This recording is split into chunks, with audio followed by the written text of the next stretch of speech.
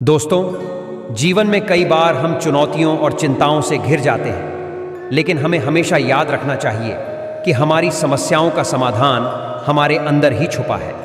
भगवान श्री कृष्ण की एक अद्भुत कथा है जो हमें सिखाती है कि कैसे हम अपने सभी चिंताओं को दूर कर सकते हैं। भगवान श्री कृष्ण का आगमन साधारण ग्रामीण परिवेश, कृषक, पशु और शांति से भरी हुई वातावरण।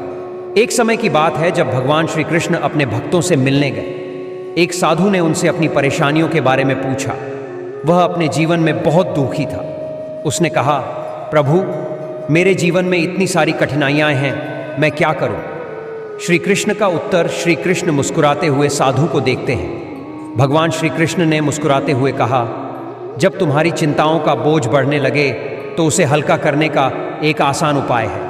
प्रत्येक चिंता को देखो और उसे एक कहानी की तरह समझो। कहानी सुनाना। श्री कृष्ण एक कहानी सुनाने लगे। दृश्य में बदलाव होता है। श्री कृष्ण ने एक कहानी सुनाई।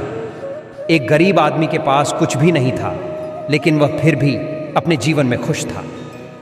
जब किसी ने उससे पूछा कि वह कैसे खुश है, उसने कहा, मेरे पास आज का दिन है और मैं इसे पूरी तरह जीना चाहता हूं। जब मैं अपने हर दिन को जीता हूं तो मेरी चिंताएं दूर हो जाती हैं। साधु का परिवर्तन।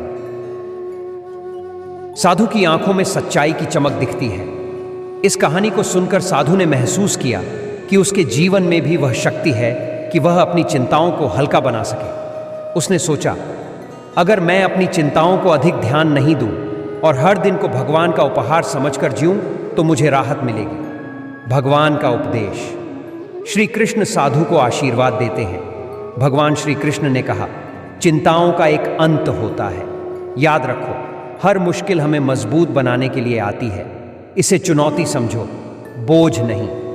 साधु मुस्कुराते हुए ध्यान लगाते हैं। दोस्तों, हमें अपनी चिंताओं से डरना नहीं चाहिए, बल्कि हर चिंता हमें एक नई शक्ति और सीख देने के लिए आती है। हमें बस इतना करना है कि हर दिन का सम्मान करना है और अपनी समस्याओं को एक अवसर की तरह देखना। रोशन।